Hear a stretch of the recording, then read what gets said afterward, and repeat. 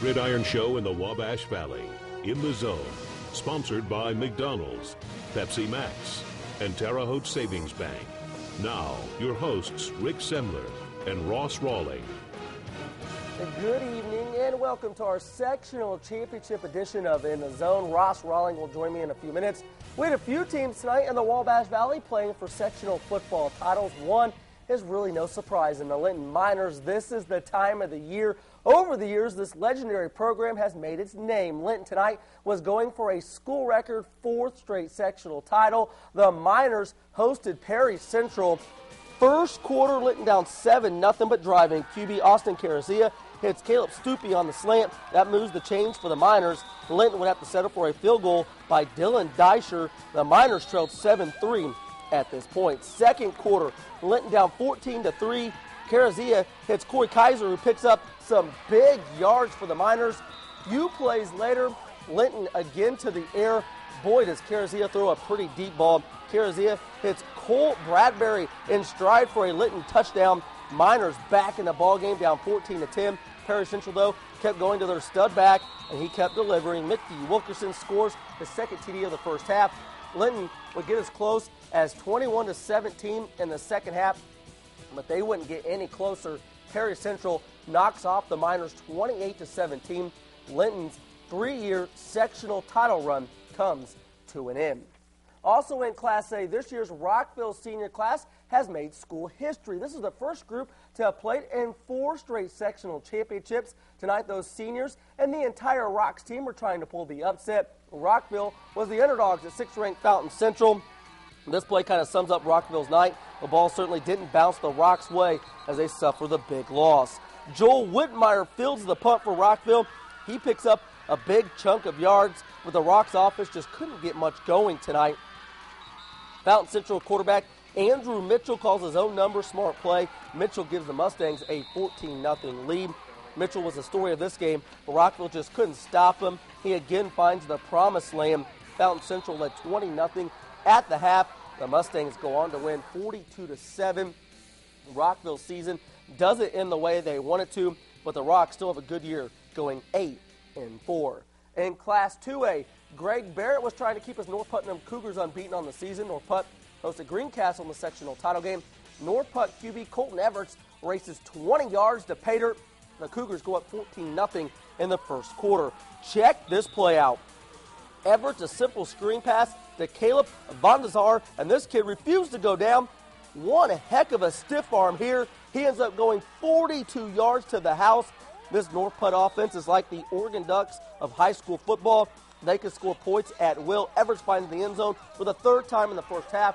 North Putnam scored all 6 times. They had the ball in the first half. North Putnam wins easily 54-21.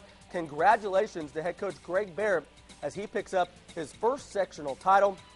What a regional game we have next week as 12-0 North Putnam hosts 11-1 Speedway. Coming up, we'll introduce you to this year's Sports 10 Smash of the Year winner. Plus, we have ISU women's basketball exhibition highlights, and we'll check in with the ISU football team. Stay with us.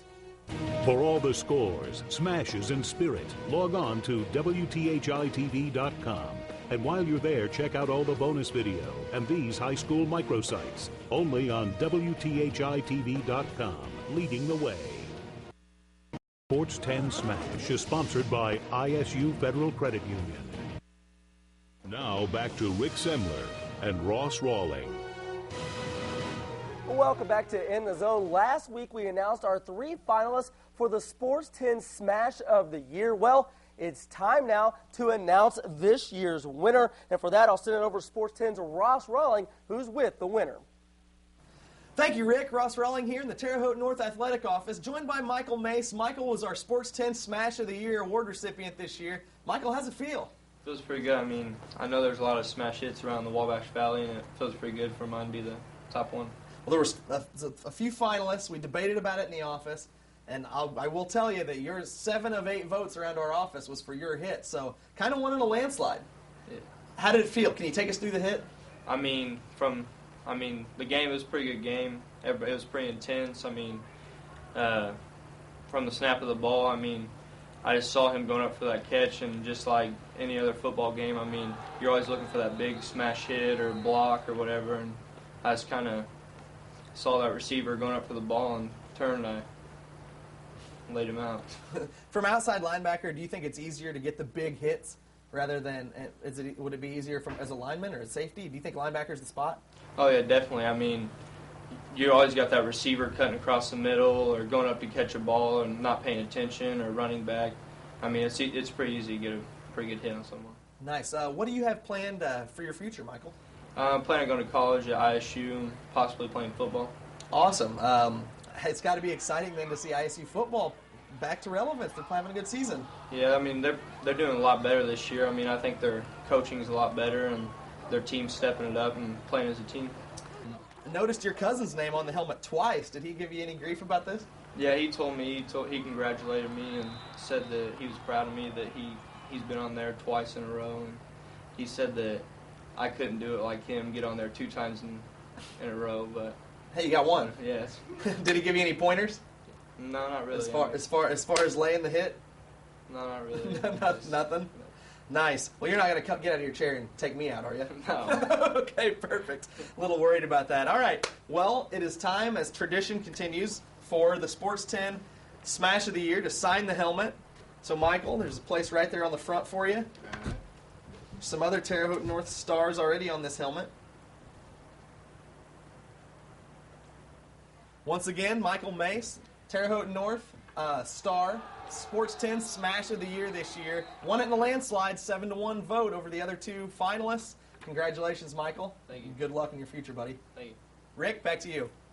Thanks, Ross, and congratulations to Michael Mace. Now, for another tradition on In the Zone, it's time to announce the winner of the 2 recliners you see here, which were donated by Furniture Gallery for our In the Zone shows. Congrats to Debbie Ashley of Paris, Illinois. She's this year's winner of the 2 recliners. I also want to thank Furniture Gallery for providing Sports 10 with the chairs. College football, we have talked about it all week long, and finally, we are less than 24 hours away for kickoff to the biggest ISU football game in more than 2 decades. The Sycamores host 17th-ranked Northern Iowa tomorrow with first-place implications on the line in the Missouri Valley Football Conference. If ISU is going to pull the upset, quarterback Ronnie Fouch is going to have to play great. He is having a Peyton Manning-type season. Fouch has 15 touchdown passes, just 3 interceptions. He's thrown for more than 1,700 yards. Fouch certainly has the respect of Northern Iowa head coach Mark Farley. He is good. He really is. He's fun to watch.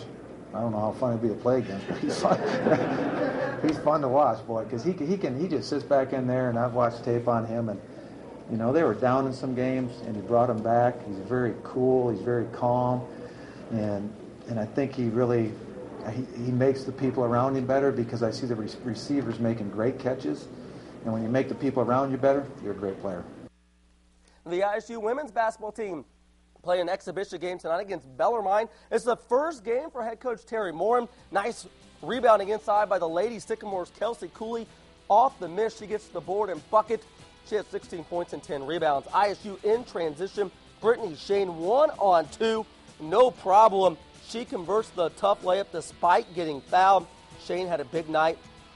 She's going to have to step up this season with ISU losing Kelsey Luna. She flicks the wrist for 3. Shane had a game-high 20 points. ISU outscores their opponent tonight by 22 in the second half to win 86-54. The Lady Sycamores have one more exhibition game on Sunday. They host Missouri St. Louis at 2:05 p.m. at the Holman Center. Remember, tomorrow the ISU men's basketball team plays at noon against Wabash, ISU football at 3, and KZ Westville plays at 3. We'll have highlights all of them tomorrow at 7 and 11 on Sports 10.